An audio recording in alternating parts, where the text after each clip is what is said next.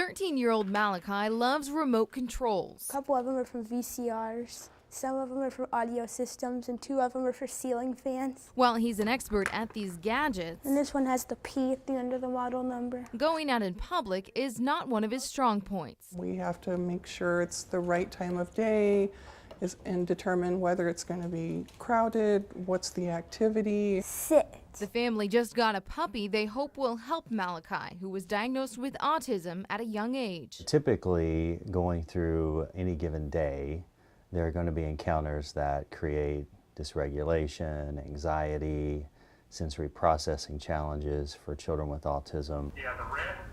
Malachi's dad, who was away for work at the time of our interview, recently took his son to the emergency room. I said, I have a 13-year-old male with autism with a suspected, and I told him the medical condition. While they got in quickly, the wait for test results turned problematic. My son went and turned the TV off a few times.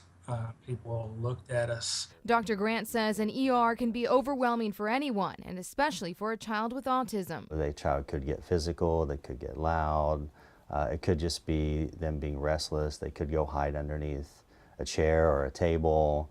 So it can manifest in different ways, but usually what's going on internally is I'm really overwhelmed with this and I really want an escape from this. Alan says Malachi also knocked over some drinks and started hitting his dad. I just felt mad and frustrated, probably. I went back up to the desk, the same male nurse that checked us in. I said, I need some help, or I need to go out to the car and wait and get him out of this environment because he is escalating and we're on the verge of a severe meltdown. And he said, sir, if you go out to your car, we cannot come out to get you. Alan says he then asked a security guard if he might speak to Malachi, hoping to redirect his son, but the guard wasn't willing to help. Out of frustration, no one helping me, I grabbed him by the wrist. Malachi, let's go. And the security guard abruptly jumped up and says, sir, you cannot grab your son by the hand like that. Alan says as they went to their vehicle, they were followed by 3 security guards. They burst through the door, and my son was really out of sorts, dysregulated, upset. It took a long time to calm him down. He laid awake for about 2 hours that night, worried that the police were going to come. He asked if he was going to be in our house when he woke up. The next day, a state worker showed up at their door. My husband asked for help, and the very people who should have helped him hotlined my husband. After he came out to see her, and she addressed herself, and he looked at her, and I quote, I don't want to talk to you. And he turned around, went back in, and then he turned the volume to max on that game while she and I talked. Mercy Hospital didn't speak specifically to the Brandenburgs case, but told us we are bound by state laws that require our providers and security officers to report any situation where we suspect child abuse and neglect. Mercy Hospital's patient relations later sent a letter apologizing for their bad experience.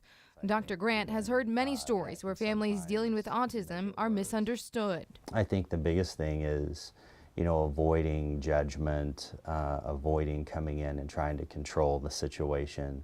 That's usually going to make it worse. I think coming up to the parent, in a very calm and sincere way and saying, is there something I can do? Can I help here?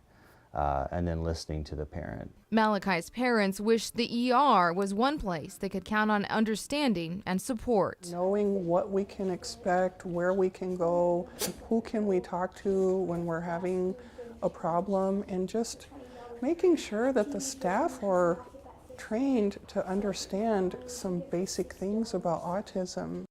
When asked about their accommodations for patients with autism, Mercy sent us a statement saying Mercy values call us to treat every patient with dignity, giving only the best to those entrusted to our care. Those values guide the way we deliver care for all patients, including those with special needs.